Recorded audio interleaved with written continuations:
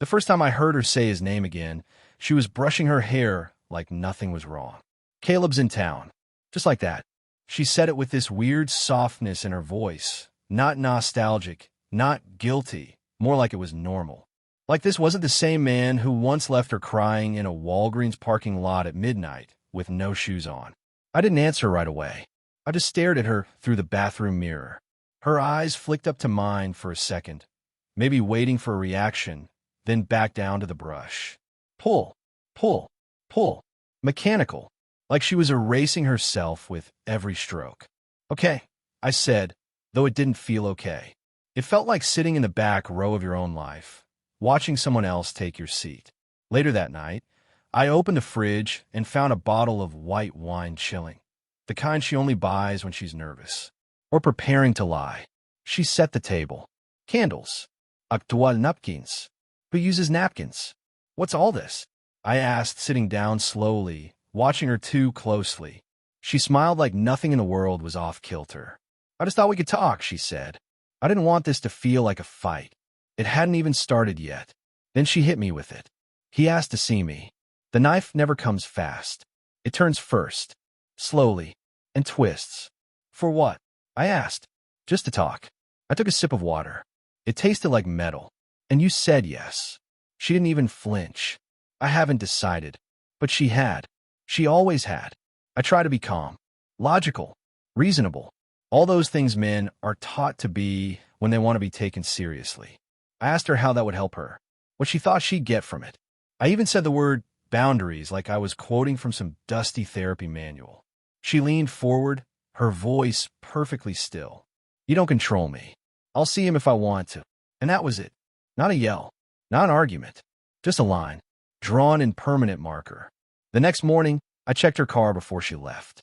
I don't know what I expected to find. Maybe nothing. Maybe proof. But it was clean. Too clean. Not a single receipt. Not a gum wrapper. Not the usual coffee cup she forgets to throw away. When she came home hours later, I knew immediately that something had shifted. She smelled different, like hotel soap, and the kind of perfume you keep hidden in a drawer for special occasions. The kind I didn't buy. She walked past me with a little smile. Not the kind that says, I missed you, but the kind that says, I'm full of something you'll never understand. I couldn't eat that night. I sat on the edge of our bed while she watched a show she wasn't really watching. Every now and then, she'd glance at her phone and quickly flip it over. At 11:43 p.m., when she thought I was asleep, I heard her sneak into the guest bathroom and whisper. No, he didn't suspect a thing. Then silence. Then a giggle. And I felt it. That slow, sick wave rising through my chest. Like drowning, but quieter. When she came back to bed, I didn't move. I just laid there and stared at the ceiling like it might collapse and do me a favor. I knew something was starting. Something bad. And I wasn't ready. But the worst part? She was.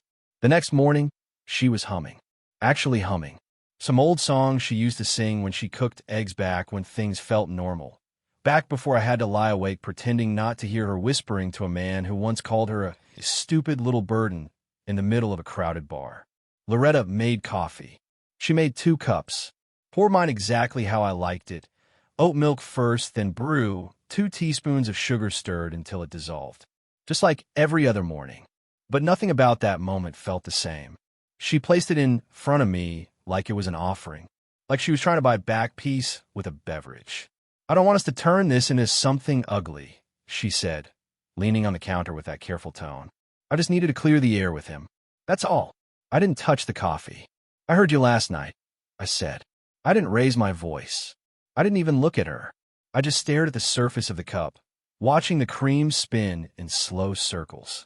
You told him I didn't suspect a thing. There was a moment, maybe half a second, where I saw it in her eyes. That flicker of panic. But it vanished before it could grow into anything real. You misunderstood, she said too fast. We were just talking about the past. I meant, you didn't suspect how much I still resented him for the way he ended things. Now, I may be soft. I may be passive. I may avoid conflict like it's fire. But I'm not stupid. I've never been stupid. Then why did you laugh? I asked. She froze. Her fingers tapped the side of the counter like they needed somewhere to run. It was just a nervous laugh. You sounded happy. Wallace, she snapped, her voice sharpening like a switchblade. Whatever you think this is, you're wrong. Then she walked off. That was the pattern now. She delivered a sentence, cold and clipped, then disappeared before the questions could catch up. That day, I drove around town aimlessly. I didn't go to work. I didn't eat. I just drove in circles past old memories. The diner where we used to split milkshakes, the bookstore where she dragged me to poetry readings, the gas station where she once cried in the passenger seat because a country song reminded her of her grandmother. I passed the hotel district 3 times before I worked up the nerve to actually park. I don't know what I was expecting, to see her car, to catch her slipping out a side door. Maybe I didn't even know what I would do if I did find her there. I just knew I couldn't sit at home and wait for the next lie. But her car wasn't there. Instead, I saw a man, tall, lean, wearing a faded leather jacket and carrying a bag that looked too familiar. It wasn't Caleb. Not exactly. But it looked like him. Older, maybe. Scruffier. Worn in all the ways life tends to wear people who burn through others like cigarettes. I followed him. Yes, I know how that sounds. But I wasn't thinking clearly. I kept my distance. Watched as he entered a cafe 2 blocks down from our street. A place Loretta never liked. Said their croissants tasted like flaky regret. But he walked in like he owned the place. And 10 minutes later, Loretta showed up. Hair down. Red scarf. A softness in her eyes that I hadn't seen in years. Not for me. Not even for our wedding anniversary. They hugged. I thought I might vomit right there in my car. She sat across from him, pulled out her phone, showed him something. A picture? A message? He laughed. She laughed back. That laugh. The one that was supposed to belong to us. I stayed there for nearly an hour, watching them like some pathetic shadow of a man. I didn't even know what I was waiting for. An affair to start? All quiche. A confession? But no, they just talked. Easy, comfortable. Like they were rewriting history in real time and I'd been written out of the chapter. When she came home that night, I was already in bed, pretending to sleep. I felt the mattress shift under her. She lay there silent, scrolling on her phone. Then she turned her screen away from me and whispered a single word under her breath. Soon. I didn't sleep. I didn't blink. I just stared at the wall, wondering what soon meant and how long I had before she disappeared completely. Something was happening. Something I wasn't supposed to know about. But I was going to find out, even if it broke me. I wasn't proud of what I did next. But shame stops being a useful emotion when your instincts are screaming that the person you love is quietly dissolving your life behind your back. I waited until she left for her hair appointment. A real one, this time. I saw the text confirmation. Loretta was careful, but not perfect. She always left her keys in her canvas tote by the side door. I slipped them out, stepped into the garage, and opened her car. The air inside still smelled like her perfume. It made me nauseous. Not because of the scent, because of what that scent had come to mean. Deceit. Distance. Someone else. At first, everything looked ordinary. Too ordinary. That was the problem. Loretta's car used to be chaos. Receipts shoved between seats. A hoodie crumpled in the back. Hair ties everywhere. Now it looked staged. Wiped clean. But no one ever thinks to clean out the glove box. Inside, I found her insurance papers, a takeout napkin, 2 pens, and an envelope. A small one. No markings. Just folded carefully, as if it had meaning beyond what it carried. I opened it. Inside was a note. Just a few lines, scribbled in her handwriting. I would have recognized it blindfolded. Tuesday, 6 p.m., back patio, just like before. If you can't come, don't answer. I'll understand. There was no name, no address. But I knew exactly what it meant. She was giving him an out. Letting him set the terms. And worst of all, she was offering herself like it was something soft and secret. Something they shared. Something I didn't belong in. I placed everything back where I found it exactly as it was. Locked the car. Sat on the edge of the tub in our bathroom for almost 20 minutes, staring at the floor, tile like it might give me a reason not to lose my mind. When she came home, I could hear her humming again. Like all of this was background music to a life she was already done living. That night, she wrapped herself around me in bed, touched me like she was comforting a child, not a husband. And in that closeness, I felt the farthest from her I'd ever been. I didn't sleep. Again. But I didn't need to. I had a plan. Tuesday came like a storm cloud. I left work early. Told no one. Drove in silence to the address I remembered from a story she once told me. Years ago, that bar with the big back patio where Caleb kissed me under the fairy lights before everything fell apart. I'd never been there, but I knew the place existed. I looked it up months ago when her past started slipping into our present like a thread pulling loose from a sweater. I parked across the street. Waited. At 5:56 p.m., she showed up.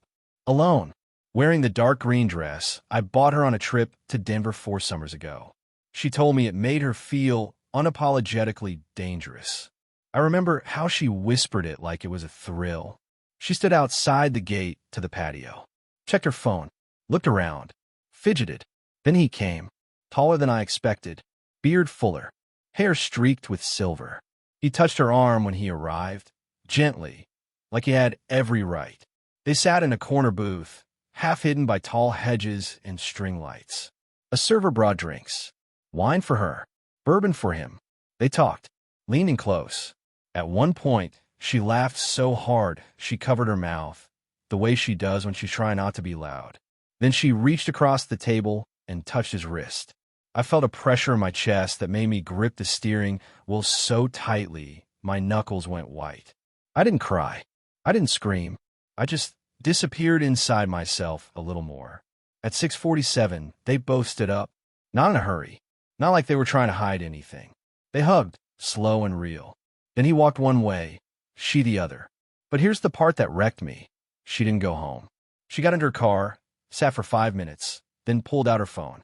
I watched as she dialed. My phone buzzed in my pocket. Loretta, 1 missed call. Then a message. Running late. Got stuck in traffic. Be home soon. Want me to pick up anything? I watched her type it. Watched her lie in real time. That's when it became real. Not just the affair, or the almost affair, or the undefined middle place they were nesting in. It was how easily she slipped into deception. How quickly she replaced the truth with what she needed me to believe. I didn't answer her text. I didn't go home. I sat in that parking lot until the sun disappeared behind the rooftops. My stomach was in knots. My throat dry. And still, I felt paralyzed by one single question. If she looked me in the eyes right now, would she even hesitate to lie again? Because I was starting to think the answer was no. And worse, I was beginning to think she didn't see it as wrong at all. She came home around 7:40 p.m. I'd beaten her there by about 10 minutes, just enough time to throw off the scent of where I'd been. I left my coat in the car and splashed cold water on my face. Sat at the table like I'd been reading all evening, heart thudding like a drumline beneath my skin. Loretta walked through the door, carrying takeout. Thai food. My favorite, not hers. She smiled when she saw me, like she was proud of something. Like she was rewarding a child for behaving. I figured you had a long day, she said. Thought I'd make it easy. That's when I realized something chilling. This dinner wasn't about feeding me. It was about neutralizing me. About control. About making sure I didn't ask the wrong questions. We sat across from each other, and she launched into a conversation like it was any other night. Told me about a coworker's messy divorce. A funny thing that happened at the pharmacy. A podcast episode she'd liked. It was all noise, all camouflage. And I played along, nodding, smiling in the right places, chewing through mouthfuls of betrayal. But in my mind, I was still sitting across the street from that patio, watching her touch his wrist, watching her lie, text by text. I wanted to confront her, to throw the food aside and scream, "How many versions of the truth are you living in right now?" But I didn't, because something about the way she moved, so smooth, so deliberate, told me she was already prepared for any confrontation. She would twist it, turn it into something she could flip back onto me. So instead, I waited. I watched her closely as she ate. Her smile didn't falter once. Her phone buzzed twice. She didn't check it. She always checks it. That told me more than any argument could. After dinner, she grabbed a glass of wine and settled onto the couch. I sat next to her, watching her scroll through a streaming app like nothing was unraveling. "Movie night?" she asked, leaning her head lightly on my shoulder. My mouth went dry. "Sure." She picked some old romantic comedy, one we'd seen a dozen times. I can't even tell you what it was. All I heard was the hum of guilt and secrets vibrating under her skin. At one point, she turned to me and said, "You've been quiet lately. Everything okay?" There it was. The test. "Just tired," I replied. She nodded slowly, like she believed it, like she wanted to. But then, just as the movie started playing, she said something that almost made me drop my glass. "You know, Caleb said he was surprised I still talk so fondly about you."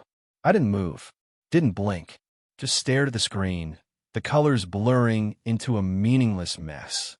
"You told him about me?" I asked carefully. She shrugged. "Just that you're steady, predictable, safe." That word again. Safe. "I guess that's what I am, huh?" I said with a weak laugh. "Your emotional seatbelt." She didn't answer, just smirked at the TV like she hadn't heard me. The movie droned on. I waited until she fell asleep on the couch, glass still half full in her hand. Then I slipped away, back into the garage, into her car again. I didn't go for the glove box this time. I reached under the driver's seat, something I hadn't checked before. My fingers brushed against something soft cloth. I pulled it out. A black slip. Lacy. New. The tag, still half attached. She never wore things like this. Not for me, anyway. And tucked inside it, balled into a small knot of paper, was a receipt. From a boutique hotel just across the river. Room 219. One guest. One night. Paid in cash. Dated 3 days before our candlelit dinner. 3 days before she claimed they'd only had coffee. I stood in the dark with that slip in my hands, my mouth full of the taste of metal and bitterness, my mind burning with questions I wasn't sure I wanted answered anymore. Because now it wasn't about suspicion. Now it wasn't about paranoia. Now I had something real, tangible, and a terrifying thing. I didn't even know if I wanted to confront her. Because what scared me more than betrayal was hearing her admit it without remorse, without even blinking. I didn't sleep that night. I didn't even pretend to. I lay awake beside her as she snored lightly, the kind of sleep only a person without conscience can afford. My hands rested on my chest, holding the receipt like a fragile contract, my mind racing in directions I'd never gone before. By morning, I had rehearsed 100 ways to bring it up. A quiet confrontation over coffee. A dramatic question tossed into the silence. Or maybe just dropping the receipt in front of her and saying nothing at all. But every time I imagined it, I saw the same thing. Her blinking slowly, tilting her head, and saying, "Are you done?" She'd win. Somehow. And that terrified me more than anything. I needed more. Something irrefutable. Something she couldn't twist. So I started digging. Her laptop was locked, and I wasn't a hacker, but she had one blind spot, her old phone. She never got around to erasing it. It was sitting in a drawer upstairs with a cracked screen and no SIM card, but it powered on just fine. She used to back up her voicemails. I remembered because she once made me listen to one from her sister that she thought was funny. I opened the app. Most were junk. A few from her mom, a few from her job, and then one, a voicemail from a number that wasn't saved. Time-stamped the night after her meeting with Caleb. I played it, and I swear I stopped breathing. "Hey, I needed to say it. Being with you again, it didn't feel wrong. Not like I thought it would. I can't stop thinking about you. And if this is real, if you meant what you said, I'll leave her. Leave her." I sat there on the edge of the bed, staring at the wall, trying to wrap my head around what I just heard. He had someone, another woman, another life. And still, Loretta had wrapped herself around that. And worse, she knew, because her reply was saved too. It wasn't just nostalgia. It was real. I haven't felt like that in years. He won't see it coming. That part destroyed me. He won't see it coming. Not "I feel torn." Not "I need time." Not even "I regret this." Just a confident, coordinated betrayal. Like I was the obstacle. A speed bump they were rolling over, slow and deliberate. For the first time, I actually considered packing a bag and vanishing. Just getting in my car and driving until my name meant nothing and no one knew my face. But something in me, maybe pride, maybe sheer wounded madness, wouldn't let me go. Not yet. I needed to see it crash. I needed to know how far she'd take this fantasy before it blew up in her hands. So I did the one thing I never thought I'd do. I invited her to dinner. A fancy one. Downtown. The place we hadn't been to in 2 years. Not since her birthday dinner where we laughed so hard we got asked to quiet down. I booked it under her maiden name, just to be safe. Paid in cash. She lit up when I told her. Said she was surprised. Said I was finally taking initiative again. That was her word. Iniziativa. Like I was a student in need of motivation. She wore that same green dress. Hair curled. Red lipstick. Like we were celebrating something instead of standing at the edge of something rotting. We ordered wine. She made small talk. I nodded, responded, smiled. Then I placed her phone, the old one, on the table. She blinked. Didn't speak. Just stared. I thought you should hear something, I said. Her throat twitched. I pressed play. The voicemail filled the space between us like a gas leak. Her face didn't change at first. Just a flicker. But when my voice played her reply, her mask cracked, just a little. Her lip curled for half a second. Not in shame, in annoyance. You went through my stuff, she said flatly. That's all you have to say? I asked, voice low. She looked at the wine glass, then back at me. You were never going to handle this like an adult. I just sat there, absorbing that. Then she said something I'll never forget. I was trying to protect you from the truth until I was sure. But you always rush things. You always ruin the timing. Like I was interrupting some perfect performance she was trying to stage. I stood up. My chair scraped loudly. Heads turned. She didn't flinch. I'm done, I said. And then, I kid you not, she rolled her eyes. You always say that, she muttered. But this time I meant it. I walked out of that restaurant with shaking hands, a cracked voice, and no plan. Just an urgent, burning need to get out before she pulled me back under again. I didn't go home. I didn't answer her texts. I drove to a hotel and sat in the lobby for 2 hours, staring at nothing. My hands were still shaking. I wasn't free yet.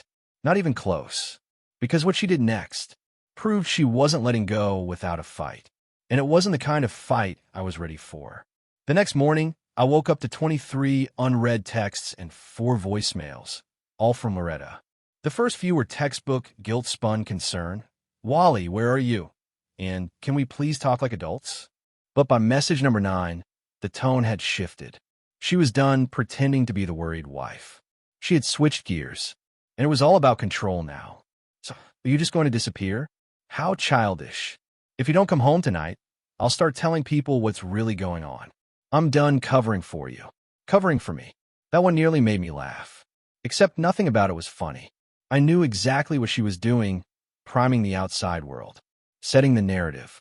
One where she was the sane, wounded wife, and I was the irrational, unstable husband who had gone off the deep end. And it worked. Within 2 days, I got a text from her sister. Then her friend Megan. Then, somehow, from my own co-worker, Jeremy. Hey man, just checking in. Loretta said you were dealing with some stuff. Everything good. She was planning the story in real time, turning me into the unreliable narrator of my own life. I stayed at the hotel, ate almost nothing. My phone kept buzzing. She even sent a picture of our wedding photo, torn in half and laid across the dining table, the caption reading, "Symbolic enough for you?" It would have broken me if I had anything left to break. That night, I went to the house. Not to talk, not even to be seen. I just needed to feel the edge of it again, to look at the walls where we had built our life and ask myself whether any of it was ever real. The lights were on. Her car was gone. I knew she wasn't home. I walked around the back. The spare key was still in the garden rock. She hadn't changed that part. Maybe because she still believed I wouldn't dare use it. Or maybe she wanted me to. Inside, the place was clean. Too clean. The kind of clean you do for company or damage control. I wandered into the bedroom. All my clothes were gone. Not boxed. Not folded. Just gone. The closet looked like a single woman lived there. Her shoes. Her coats. That stupid green dress. Mine? Erased. In the kitchen trash, I found something else. A card. Half torn. It was a reservation confirmation. A congratulations dinner. Caleb's name was written on it, in her handwriting, and the date was 2 days from now. I didn't know what that meant. I didn't want to know, but I kept it, stuffed it into my jacket. Proof of something. I just didn't know what yet. I was halfway to the front door when I heard it, the soft buzz of her laptop upstairs. I couldn't help myself. I went up. Sat down at the desk we used to share. She hadn't logged out. I opened her browser. There were no texts. She must have cleared those. But her calendar? That she forgot. There it was. An entry titled Final Phase. My name wasn't mentioned, but the details were sickening. Transfer lease finalized. Bank meeting at 4 p.m. Close solo account. Dinner with C. 8 p.m. Discuss future logistics, living/split costs. W. Avoid direct contact if possible. Make it clean. If needed, escalate narrative. Emotional instability if asked. That last line. That was the kill shot. She wasn't just cheating. She was preparing an exit strategy designed to burn my reputation on the way out. Like I was a burden she needed to amputate cleanly. Emotionally unstable. That's what she'd say. That was the role she was building for me. The loyal husband. The soft one. The overthinker. The pushover. She'd twisted that into a weapon. I copied everything to a flash drive I found in the desk drawer. My hands were shaking so badly, I dropped it twice. As I left, I saw something on the hallway mirror she'd written in red lipstick. This version of me isn't sorry. She was mocking me now. No more pretending. By the time I stepped outside, my legs were trembling. I didn't know where I was going, but I knew I couldn't go back to that hotel room again. It felt too exposed, too vulnerable. So I called the one person I hadn't spoken to in years. My brother, Keaton. We hadn't been close. Life had pushed us apart. But when I told him everything, really told him, voice shaking and eyes on the road, he didn't hesitate. Come here, he said. Don't say anything else until you're safe. He was waiting on the porch when I arrived. I hadn't seen him in almost 3 years, but the moment he looked at me, I knew I didn't need to explain. He saw it on my face. The collapse. The weight. You look like hell, he said. I feel like it. We sat in his backyard until nearly 3 a.m. I showed him the texts, the receipts, the recordings, the lipstick message, the calendar entry, every piece of the slow, calculated execution Loretta had engineered. He didn't ask stupid questions like, "Are you sure?" or "Maybe it's a misunderstanding." He just said, "She's not done. She's just getting started." And he was right, because the next morning, the police showed up at his house. And what she accused me of changed everything. The knock came just before 9 a.m. 2 officers, calm but firm. One of them, the younger one, kept glancing at me like he expected me to bolt. The other, older and tired-looking, was polite, measured, but I could tell he'd seen this dance before. Wallace Greer. Yes. We need to ask you a few questions regarding a report filed yesterday evening. Mind if we come in? Keaton stood behind me in the hallway, his arms crossed, jaw tight. I could feel the tension rolling off him. I gave a slow nod and stepped aside. They sat on the couch. I stood. I didn't want to sit. My legs were shaking too badly. They started with the basics. Name, employment, address. Then they eased into the real reason. We've received a report of harassment, potential emotional instability, and alleged threats made toward your wife, Loretta Greer. I swear the room tilted. What? I finally said. No, I haven't threatened her. I haven't even spoken to her since. She claims you broke into the house. The younger one interrupted. That you've been following her. That you're unstable, potentially dangerous, and that she's considering a protective order. I laughed. Actually laughed. It was dry. Hollow. It didn't sound human coming out of me. You think I'm a threat to her? She's the one who's been cheating, lying, gaslighting. She's the one orchestrating this whole thing. The older officer raised a hand. We're not making accusations, Mr. Greer. We're here to gather information. I looked at Keaton. His face was unreadable. Then I pulled out the flash drive. I have proof, I said, voice shaking. She's been documenting a plan to get rid of me, painting me as unstable so she can leave clean and spin it all her way. I have her recordings, her calendar entries. I even have the receipt from the hotel room she shared with the guy she's been seeing behind my back. They didn't reach for it, didn't even ask to see it. Just nodded, like that part didn't matter. She says you've been showing up at her work, that you entered her car, that you accessed her private belongings. I didn't deny it. I couldn't. I was trying to find the truth. She left me no choice. The younger one scribbled something. The older one let out a sigh. Look, no one's arresting you today, he said carefully. But we're advising you to avoid contact. If you feel you're being set up, talk to a lawyer. First, if she files for the protective order, things get messy real quick. They left after 20 minutes. No cuffs, no charges. But the message was clear. I was now officially the villain in someone else's story. And it was working. After they left, Keaton slammed the door and muttered something I didn't catch. This is insane, I said, pacing. I didn't do anything wrong. You don't need to, he replied. She's 3 steps ahead. You're playing defense in a game you didn't even know you were in. That hit me hard, because it was true. She was already controlling the narrative.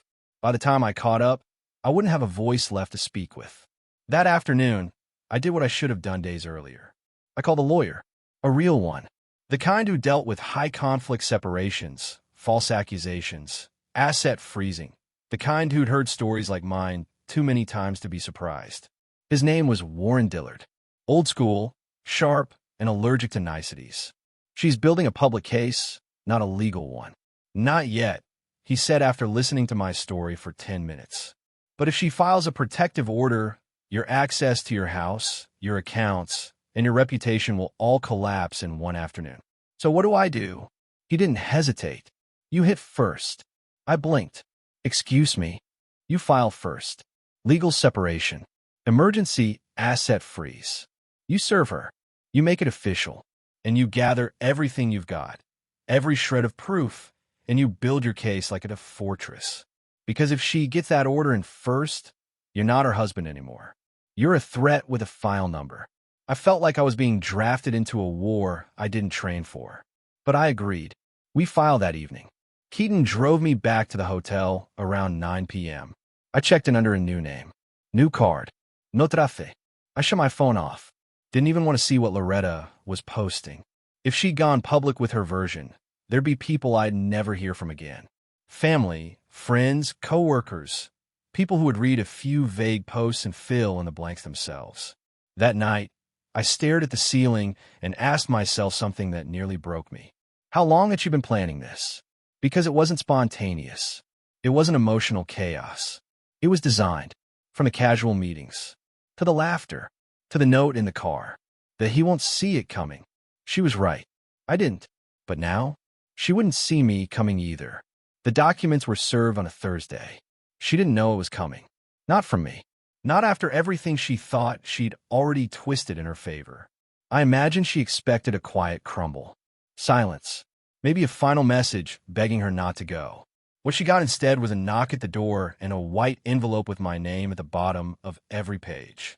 I wasn't there to see it, but Warren, my lawyer, said her reaction was exactly what you'd want it to be. Cold at first, then furious, then silent. She called me 4 times that night. I didn't answer. She left one voicemail. So this is how it ends? You're just going to throw it all away. I didn't respond, because she was wrong. She'd already thrown it away. I was just the one finally willing to name it. The next few weeks moved fast. Warren moved to freeze the joint account.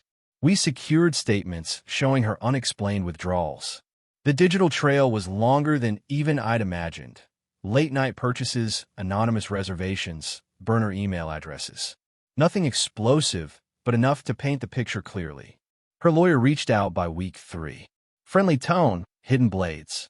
Offered a fair split. Emphasized Loretta's desire to move forward peacefully. I didn't bite. I kept my tone neutral, gave nothing away. By the 4th week, I was living in a small apartment overlooking the lake. It wasn't much. The furniture didn't match, the sink had a leak, and the heater clicked like a metronome in its death throes, but it was mine. And for the first time in over a year, I could breathe without wondering who she was texting 2 feet away from me. Keaton came by every few days, said I looked healthier. I didn't see it, but I felt something changing, a quiet steadiness settling inside me. Like someone had finally pulled me out of the fog and handed me a mirror. One day, Loretta showed up, unannounced. She didn't knock at first, just stood outside the door of my building, staring up at the window like she expected me to appear, to break, to beg. I didn't. Eventually, I opened the door. I didn't invite her in. She looked smaller than I remembered. Still beautiful, still sharp, but dimmer somehow. Like whatever spark she used to wear like armor had turned inward and started burning her from the inside. She said my name. I waited. I never thought you'd be the one to cut the cord, she said. Not really. I didn't answer. She reached into her coat and pulled out a small box. Opened it. Inside was my wedding ring. I thought I'd kept it for myself, she whispered. But now I don't know why. I took the box. Not to keep, just to end the moment. She looked at me then, really looked, and said, "You were good to me. You were better than I ever deserved." I didn't know how to handle that. I nodded once. That was all the closure I needed. Not the words, the way she said them. Quiet, honest, unedited for drama. I'm not angry anymore, I told her. She blinked, clearly not expecting that. I thought you hated me. I did, but only because I loved you that much. Now, I just want to move on. She nodded. A tear slipped down her cheek. Not crocodile. Real. But it didn't change anything. I closed the door softly behind me. I didn't look back. Months passed. The divorce finalized without war. She didn't contest the terms. Maybe guilt caught up with her. Maybe she finally understood I wasn't the man she could manipulate anymore.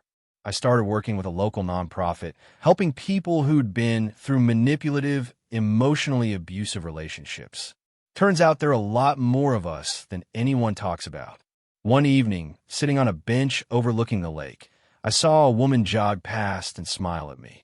I smiled back, not because I needed anything, not because I was healed completely, but because I was free, truly free. And sometimes that's more than enough.